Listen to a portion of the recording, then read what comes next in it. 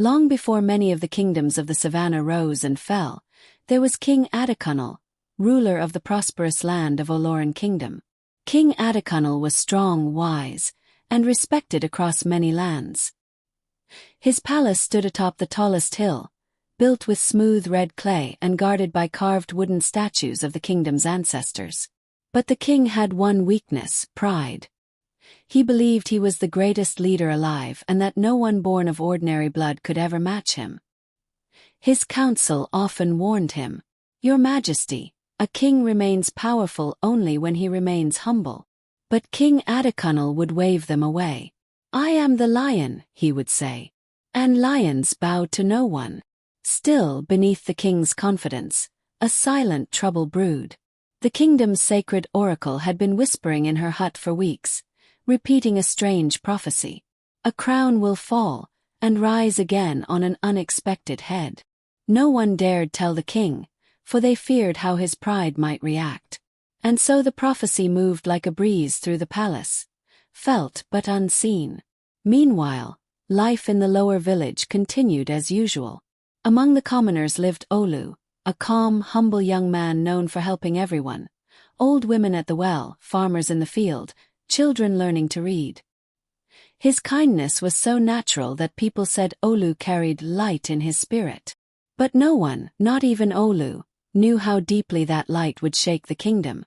One day, a mysterious traveler arrived from the far mountains.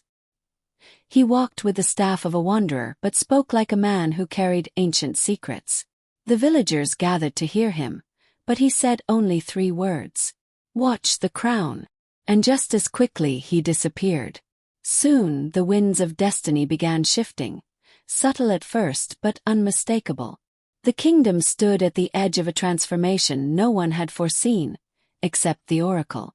And the first sign appeared when she called all elders to her shrine at dawn.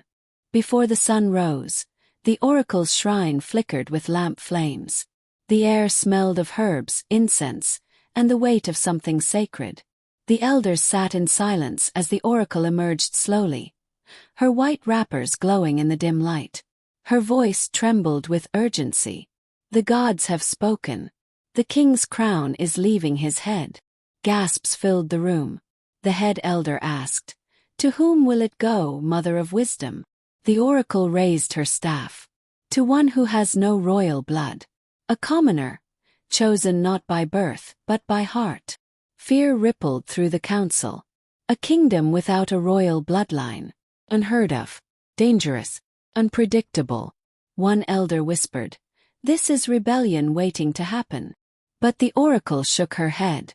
"This change will not be forced by men. It is destiny itself that moves." However, someone overheard the prophecy, the king's chief guard, who hurried to the palace, heart racing. When he told King Adacunnal, the king stood frozen. "A commoner. Replace him." His pride wounded, he shouted, "Never. I was born to rule. I will rule until I choose otherwise. No prophecy will decide my fate." From that moment, fear guided him more than wisdom. He began ordering strange things: extra guards, tightened security, surprise palace inspections. His people began whispering, "Why does the king behave like a man running from his own shadow?" Meanwhile, the oracle's words reached the lower village, softly like rumors carried by the wind. Some laughed, others worried. But one person quietly pondered them: Ulu. Not because he believed he had anything to do with the prophecy, but because something inside him stirred each time people mentioned it. A strange, unexplainable feeling, as though a path was opening in front of him. But fate did not wait for understanding. The turning point came during the annual festival of the first harvest, when the entire kingdom gathered to give thanks. It was there, before thousands, that the first crack appeared in the king's destiny. The festival of the first harvest was the most joyful event of the year. Colorful wrappers swayed in the wind, drums echoed across the hilltops, and children danced around the giant carved statues. Even King Adacunnal appeared relaxed as he sat upon his royal throne, his golden crown shining under the sun. Then came the moment everyone awaited, the blessing walk, where the king would rise, step onto the sacred stone, lift his staff, and bless the land for another year.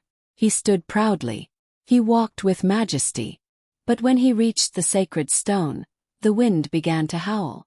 First softly, then louder, then like a storm circling only him. The drums stuttered to silence. The sky dimmed for a moment. And before anyone could understand what was happening, a powerful gust of wind blew across the king's face and the crown fell off his head. It didn't slip, didn't tilt. It flew, straight off as though pushed by invisible hands. It rolled across the ground, past the feet of nobles and guards, until it stopped, right in front of Olu. The entire field turned to stone. King Adecunnal's eyes widened. Olu froze, trembling. No one dared touch the crown. Then the oracle, who had been silent all morning, stood and lifted her staff. The crown has chosen. Chaos followed. Nobles rushed toward the crown. Guards surrounded the king. Women wailed. Men argued.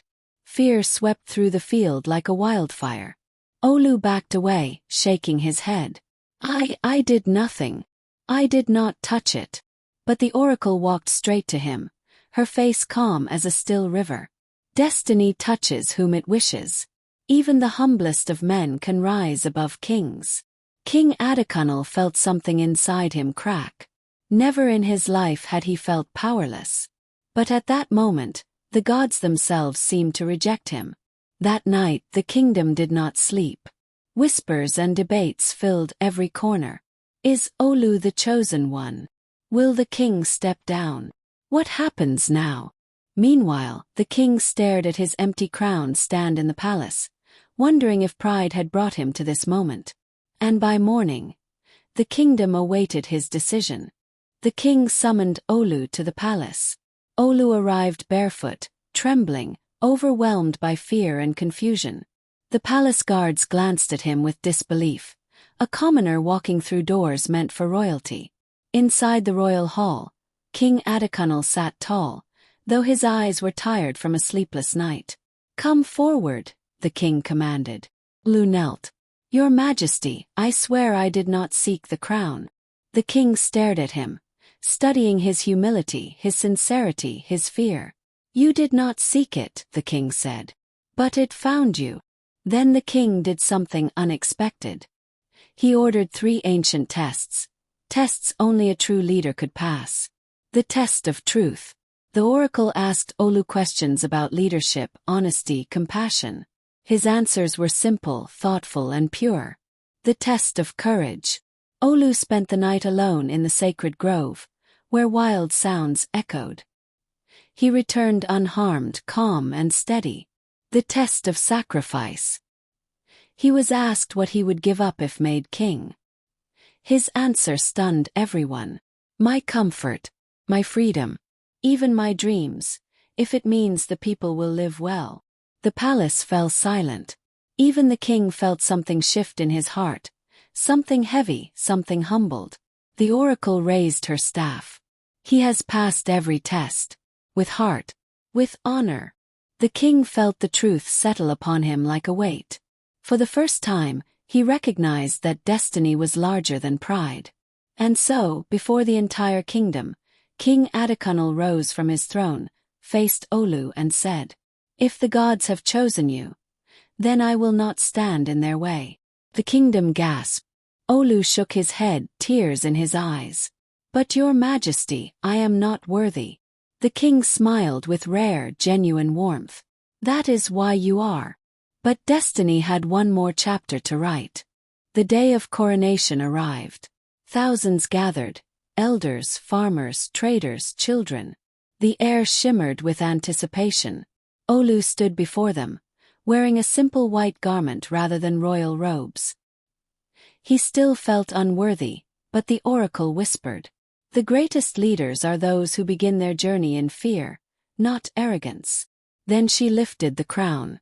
But before she could place it on Olu's head, King Adecunnal raised his hand. I must speak. The crowd hushed.